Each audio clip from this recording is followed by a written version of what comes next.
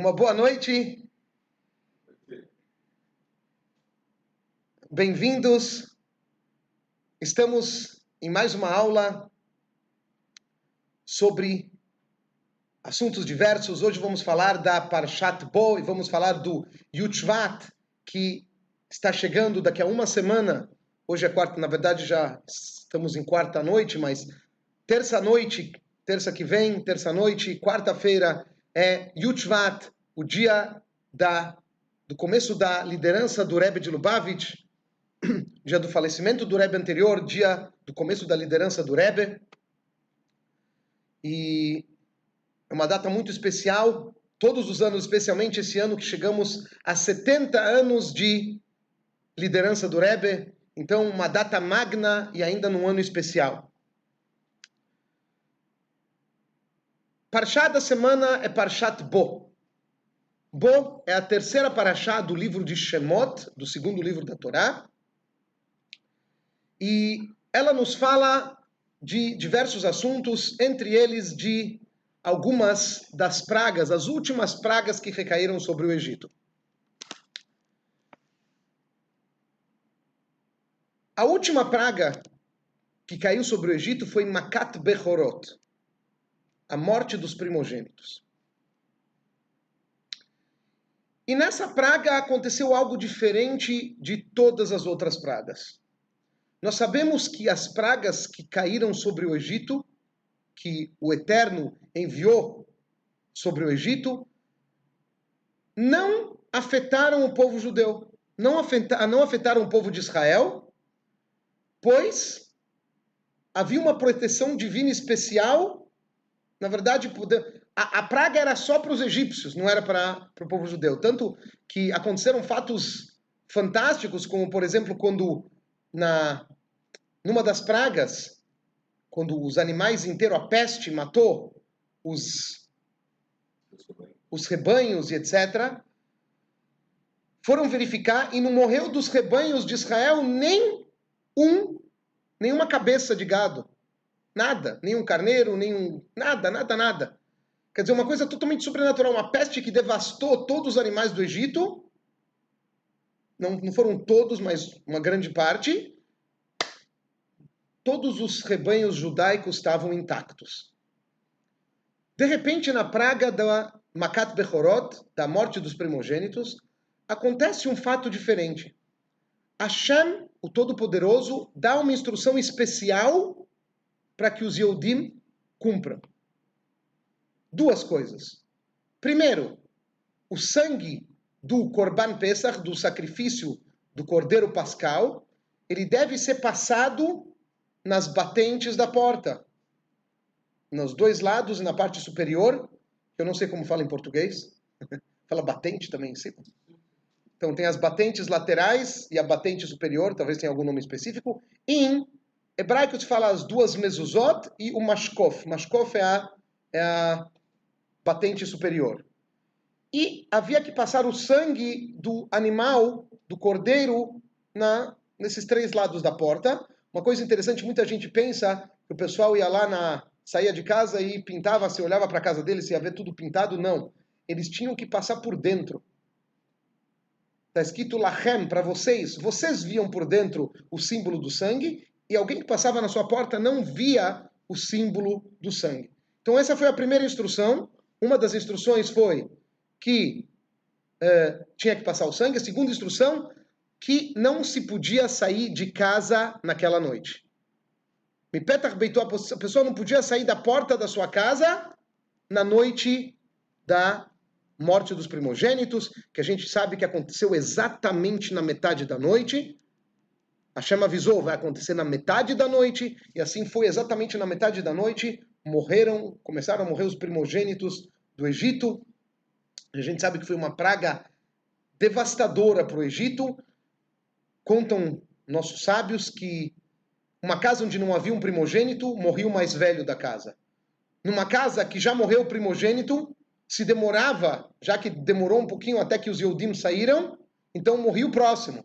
E morria o próximo. Tanto que eles falaram que se manda logo esse povo embora, porque se não mandar eles embora vai morrer todo mundo. Então foi uma praga devastadora. Duas instruções, passar o sangue e não sair de casa. Surge uma pergunta muito simples. Se os Yehudim estavam protegidos em todas as ocorrências, em todas as pragas, as 9 pragas anteriores que ocorreram no Egito, por que de repente na 10ª praga os Yehudim têm que passar sangue na porta como um símbolo? Não podem sair de casa para que não sejam afetados. O Midrash conta pra gente algo que explica, de certa maneira, essa diferença.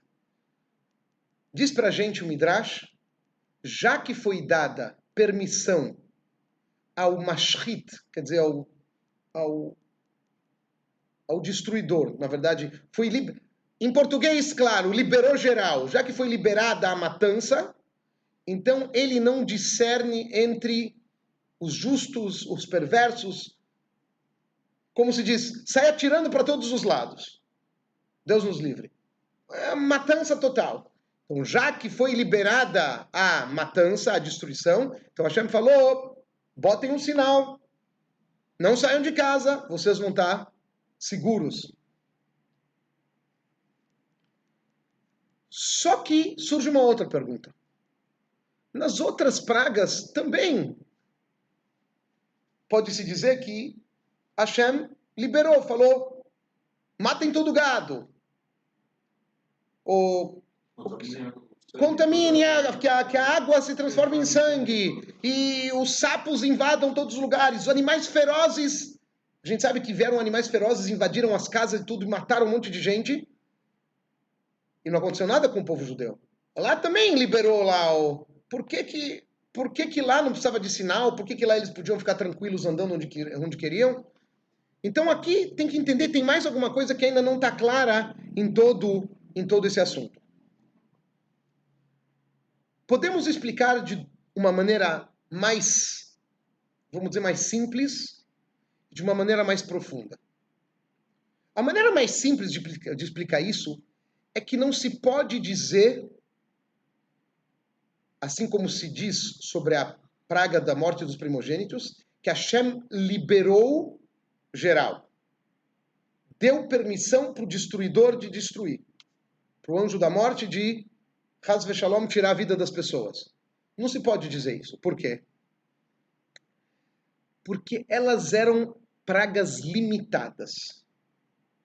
Pragas limitadas. Por exemplo, foi dado o exemplo da peste antes.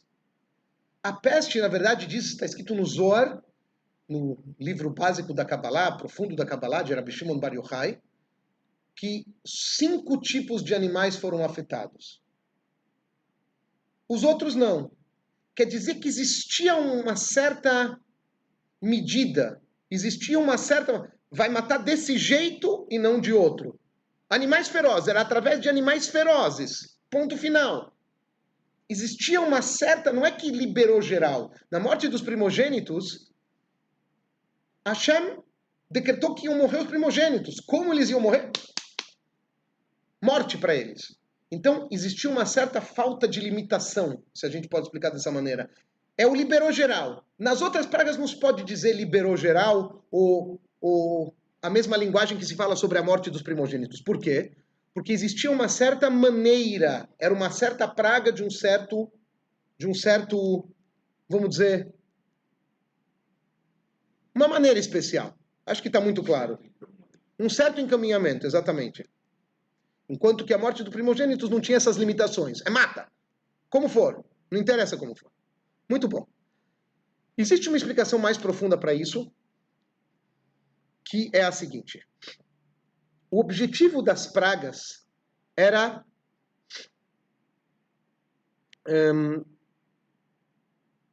como está escrito no Pasuk, mostrar para os egípcios que Ani Hashem. Eu sou Hashem. O faraó, ele não reconhecia Hashem. Os egípcios, obviamente, não. Eles tinham idolatrias, etc. Hashem falou, vão saber, o Egito vai saber que eu sou Hashem. O Egito vai reconhecer a verdade, que existe um Deus supremo e que todas essas idolatrias não prestam. As 9 pragas tinham esse objetivo, esse foco, mostrar para os egípcios que existe Hashem. Já que as pragas são para demonstrar para os egípcios que existe Hashem, porque para o povo judeu não precisava demonstrar que existe Hashem. Os Yehudim sabem que existe Hashem. Acreditam em Hashem. Sabem que existe Hashem. Rezam para Hashem. Estão conectados com Hashem. Então isso daqui não afetava o povo judeu. Afetava aqueles que precisam ser afetados, para perceberem que existe o Hashem Supremo, o Hashem único. Agora, na Makat Bechorot, na morte dos primogênitos, era uma outra coisa, era um castigo. Não era somente uma praga, como as outras pragas, era um castigo. Veio destruir, matar, detonar com o Egito. E aí surge um problema. O que acontece? Os Yehudim já estavam no Egito há 210 anos. Eles já estavam escravizados há muito tempo. E a gente sabe que os Yehudim chegaram aos 49 níveis de impureza. Dizem nossos sábios, quando Hashem quis tirar os Yehudim do Egito, quando Hashem, na verdade, afogou os egípcios no mar, veio o atributo de severidade e falou, ops, qual é a diferença? Por que os egípcios vão morrer e o povo de Israel vai ser salvo? Espera aí. Foi no Tribunal Superior e exigiu. Fala, espera aí. Eles não se comportam bem, mas os Yehudim também não estão se comportando da maneira como precisariam se comportar. Então, por que isso aqui, o julgamento não tá correto, disse o atributo da severidade. Não pode ser desse jeito. Exatamente por isso que os Yehudim passaram o sangue na porta. O que tem a ver uma coisa com a outra? Já que os Yehudim passaram o sangue na porta, agora sim, tá tudo bem. Veio o atributo da severidade e falou, peraí, esses pecam, esses também não fazem a coisa do jeito como precisavam fazer, por que esses vão ser destruídos, esses vão ser salvos? O que a gente faz? A gente passa sangue na porta e tá tudo bem, salvamos a pátria. Também tem que entender o que é isso. Hassidut explica, a parte esotérica da Torá, a Hassidut diz pra gente o seguinte. Makat Bechorot, ela veio diretamente de Deus. Foi diretamente, Makat Bechorot foi Deus próprio mandando a praga para o Egito. Deus foi como se diz, uma ação direta de Hashem sobre os egípcios. O povo de Israel, como está escrito também no livro de Shemot, no começo, Beni Bechori Israel. Meu filho primogênito é Israel. Sabemos que Banim Atem Lashem Elokechem. Quem são chamados de filhos de Hashem? O povo de Israel. Assim está na Torá. Como que é o amor de um pai para um filho? O amor de um pai para um filho é um amor constante e permanente. Um filho, Deus nos livre, não está se comportando na maneira como um filho deveria se comportar. Ou saiu para um caminho, Chas v'Shalom, que não era para ter ido. O amor do pai para o filho não muda. Pode ser que eles vão ter alguma rixa, pode ser que vão estar de mal, mas o amor que o pai sente pelo filho continua exatamente o mesmo. Tanto é simples de perceber isso, que imagina um filho que saiu totalmente para um caminho errado e, sei lá, virou um criminoso, Deus nos livre, e está longe de qualquer coisa que o pai lhe ensinou. O pai não fala mais com o filho, o pai tá muito triste com o filho, o pai não... Só que se o pai descobre que Chas v'Shalom, aquele filho adoeceu e precisa de uma ajuda, ele vai correndo para ajudar aquele filho. Ele está lá de prontidão para fazer tudo o que precisar. Por quê? Porque existe uma ligação essencial entre o pai e o filho que não é movida por nada. Exatamente isso que aconteceu. Na noite da morte dos primogênitos, como Hashem próprio fez aquilo, então esse sinal da porta era um sinal para mostrar que lá tem um id. independente do que o Id fez, aquele que é seu filho, ele está aqui. Ele está agora num momento de bagunça, onde está muita gente sendo morta, onde o destruidor está liberado. Ele está aqui. Só que ainda tem um ponto ainda mais profundo nessa história. O sangue na porta não era simplesmente um sinal. Sinal, eles podiam colocar qualquer sinal. Podia falar, sei lá, pendura um balde na sua porta, certo? Coloca como naquela noite eles precisavam comer matzá. Não era suficiente que eles estavam comendo matzá? Já não era um sinal suficiente? O sangue que estava na porta era um sinal muito mais forte, que não era simplesmente um sinal. Ele representava algo muito mais forte. O quê? A gente sabe que o Cordeiro Pascal, o sacrifício de Pesach, o Korban Pesach, foi feito por ordem divina. Hashem falou, vocês peguem um cordeiro no 10º dia do mês de Nissan. Segurem ele até o 14º dia. Façam o abate dele. Passem o sangue dele na porta. E vocês vão comer da carne dele na noite de Pesach, que é a noite do 14 para o 15, na noite do 15 de Nissan, que é a noite de Pesach. A gente sabe que o cordeiro era o ídolo do Egito. Eles idolatravam os cordeiros. Imagina você sair na rua, num lugar onde idolatram os cordeiros, e você pega cordeiros e começa a levar para sua casa. E como está escrito na Torá, quando perguntarem para vocês o que é isso, falem. É um sacrifício para Hashem. Não é para esconder e falar, não, a gente vai fazer uma festinha. Não, é um sacrifício para Hashem, porque ele vai nos tirar do Egito, porque vai matar os primogênitos. E foi isso que o povo judeu fez. Não teve medo. Eles foram e, acima de qualquer lógica, só, porque Deus mandou, eles foram lá, pegaram os cordeiros, levaram para casa, abateram sem se preocupar com nada. Ah, mas eles vão ficar loucos, os egípcios? Não estavam importados. Da mesma maneira, a gente sabe que aquilo que a gente faz, a gente causa algo lá nos mundos superiores. Da mesma maneira que o povo judeu, o povo de Israel, subiu acima da lógica, saiu da lógica. Pela lógica, é uma loucura fazer uma coisa dessas. Matar os cordeiros, os caras vão ficar loucos, vão enlouquecer. Não, eles... vão massacrar, Hazel Shalom, que um perigo terrível, uma loucura. Hashem mandou, vamos fazer. Eles pegaram a lógica deles, colocaram a lógica de lado, falaram, nós vamos fazer o que Hashem mandou. Hashem falou, eu também vou colocar minha lógica de lado. Pela lógica, realmente, alguém que vai pensar, realmente, esse pecou, o outro não fez direito. Vocês superaram a lógica, saíram da lógica, eu também vou sair da minha lógica. E por isso, exatamente, que foi o sangue do cordeiro que despertou essa misericórdia divina sobre o povo, certo? Vocês não olharam para os lados e fizeram minha ordem, eu também não vou olhar para os seus atos e vou salvar vocês. E isso despertou a essência divina, na qual os filhos de Israel, mesmo tendo feito coisas que não eram para ter, podiam ter se comportado melhor, para dizer de uma maneira boa, ele não olhou para isso. Ele fez o bem para o seu filho amado, o povo de Israel.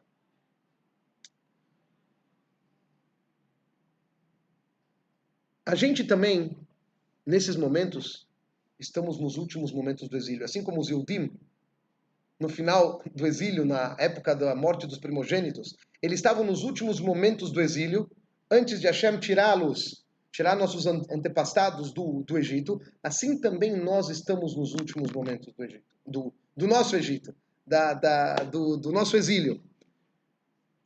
Hoje em dia, assim como os Yehudim daquela época, não olharam para os lados, não pensaram naquilo, o que vai dizer o meu vizinho, o que vai dizer o outro que mora lá no outro lado da rua, o que vão fazer comigo? Nós temos que nos comportar da mesma maneira. A Torá é uma instrução para a gente, não é somente uma história. Ah, meu vizinho acha estranho que eu não como a comida dele. Eu não como. Não como. Sou judeu. Não posso comer, Deus mandou assim. A ordem divina. Ah, e o vizinho acha estranho que eu não dirijo no Shabat. E o vizinho acha estranho que eu me visto de tal maneira. E o vizinho acha estranho isso, e o vizinho acha estranho aquilo. E o amigo não sei o quê, e eu vou ser visto. A gente pega toda essa lógica e tudo isso que poderia atrapalhar uma pessoa, coloca de lado e fala, Hashem mandou. Eu cumpro com a ordem divina sem olhar para os lados, sem olhar para aquilo que os outros falam. E isso, com certeza, esse auto-sacrifício que hoje em dia, Baruch Hashem, não precisa se ter auto-sacrifício que nem se teve na época das perseguições, por exemplo, na Rússia, a pessoa tinha que ter auto-sacrifício para ensinar Aleph Beit, para fazer um casamento judaico, para fazer um Brit Milá. Por quê? Porque senão eles podiam ser mandados para a Sibéria, podiam ser mortos.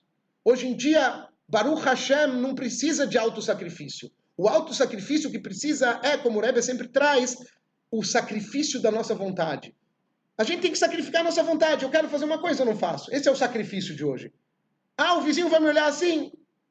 O meu sacrifício é que eu não vou me importar com isso. E no final das contas, a pessoa vai ver que o vizinho também não olha para você assim. Contrário, quando você faz o que Hashem quer, o vizinho olha para você de tal maneira que ele te respeita mais ainda. Porque ele sabe que você tem princípios. Muitos admiram, lógico, com certeza. E tem histórias até quando alguém, um não-judeu, chegou para judeus e falou, mas se você é judeu, por que você não está fazendo isso? Quer dizer, eles mesmos reconhecem que um Yehudi tem que se comportar de acordo com as ordens da Torá. Então, isso é uma coisa. E através disso, através desse nosso, nessa entrega para Hashem, exatamente, nosso posicionamento, que a gente não se importa com nada e faz aquilo que Hashem manda, e com alegria, e com entusiasmo, esse autossacrifício, se pode chamar isso de autossacrifício, com certeza pode, mas esse autossacrifício que Baruch Hashem, esse é o autossacrifício da nossa geração, ele com certeza vai trazer a grande misericórdia divina e a completa e verdadeira redenção que já está na porta, como o Rebbe falou para a gente, vai chegar ainda mais rápido. Em vez de demorar 2 segundos, vai demorar nenhum segundo, vai chegar agora mesmo.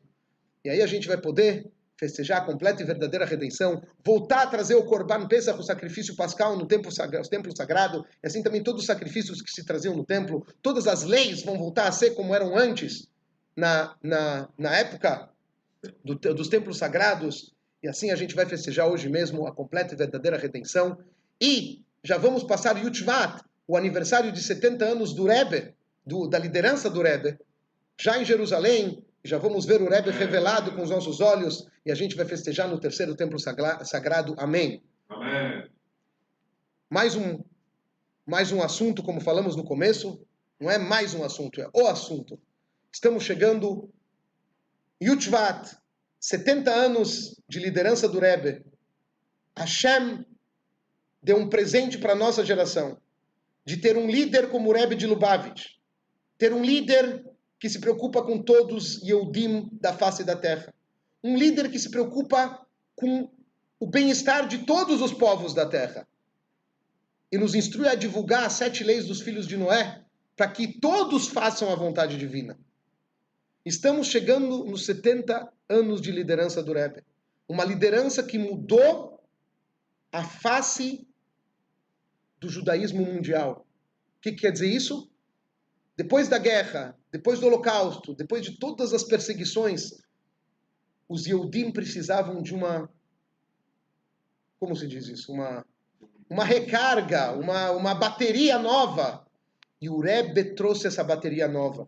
E o Rebbe não só que reforçou os Yehudim do seu local, e sim todos os Yehudim do mundo, mandando emissários para todos os 4 cantos da terra, nos lugares mais longínquos, nos lugares em todos os estados dos Estados Unidos, em países distantes, no Congo, na Etiópia, na Austrália, Nova Zelândia, onde não existe um Beit Chabad. Tem Beit Chabad em todos os lugares. Onde a pessoa quiser, ele tem lá um emissário do Rebbe para ajudá-lo no seu judaísmo, para ensiná-lo, para ajudar a cumprir as mitzvot. E, obviamente, o objetivo para preparar cada um e cada uma no seu lugar para recepcionar Mashiach.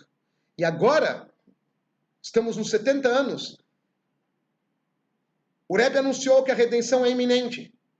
E o Rebbe anunciou que cada um de nós deve fazer aquilo que for possível, que tiver no seu alcance para trazer Mashiach. Temos que nos inspirar nessa data especial e pensar o que mais eu posso fazer para acelerar a redenção e fazer com que ela chegue agora mesmo, nesse instante. Todos nós podemos melhorar, todos nós podemos fazer um pouco mais, melhorar aquilo que a gente já faz. Se a gente pensar, meditar um pouquinho e falar, peraí, Mashiach está chegando a qualquer instante, eu quero recepcioná-lo da maneira correta. Logicamente que a gente vai fazer um pouco mais. E muito mais. Eu quero mostrar para vocês esses dias, essas semanas antes dos 70 anos do Rebbe, da liderança do Rebbe, houve na verdade, como pode dizer, uma competição para ver quem faz os símbolos mais bonitos para esse ano. Então, eu não vou mostrar para vocês agora tudo, mas eu separei aqui um símbolo para mostrar para vocês, que mostra uma das artes que foram feitas em comemoração a esse ano. Vocês vão poder ver ele aqui do meu lado esquerdo. Espera aí, vamos aqui fazer a coisa do jeito certo. Então, vocês têm aqui o símbolo, um dos símbolos dos 70 anos do Rebbe, certo? Aqui em cima, escrito 70 anos da liderança, está escrito em hebraico, do Rebbe, 5.710, 5.780. Eu vou mostrar para vocês o símbolo maiorzinho, para vocês poderem ver. Esse é um dos muitos símbolos que foram feitos. Tá vendo? Aqui vocês podem ver o símbolo grande. É uma data especial, é um momento especial, que a gente possa festejar os 70 anos de liderança do Rebbe, já em Jerusalém, já, como falamos antes, uma semana já dentro da redenção, que a redenção venha já, e vamos poder então comemorar e festejar a completa e verdadeira redenção. Imediatamente o Rebbe vai nos tirar do galut, do exílio, e vamos todos, no mundo inteiro, comemorar uma humanidade como precisa ser, um mundo de paz e harmonia, e que seja imediatamente agora. Amém. Amém, amém. Gostaria de lembrar, aqueles que tiverem alguma pergunta também, apesar que essa aula não está sendo transmitida ao vivo, Blineder, vou colocar ela no ar para poder ser assistida posteriormente. Quem tiver alguma dúvida, escrever para Torá Profunda, uma palavra só, TORA Profunda, @gmail.com, perguntas, comentários, etc. E lembrar também dos costumes de Utzvat. Em Utzvat temos vários costumes, costumamos escrever para o Rebbe, costumamos em Utzvat estudar o último discurso do Rebbe anterior, já que é o dia do falecimento do Rebbe anterior, estudamos o último discurso, que é o Bat Legani, estudamos também o Bat Legani, que o Rebbe fala, são os discursos que o Rebbe falou baseados no discurso do Rebbe anterior, costumamos acender uma vela, por ser o Yortzeit do Rebbe anterior, estudamos capítulos de Tânia, tanto de manhã como à tarde, colocamos uma tzedakah especial para as instituições ligadas ao Rebbe. Pergunte ao seu rabino, pergunte no seu Beit Chabad, e que possamos ver Mashiach já, imediatamente, agora. Amém. Amém. Tudo de bom e um feliz Yud Shvat, feliz Yud Aleph Shvat, e Mashiach now Yehi HaMelech.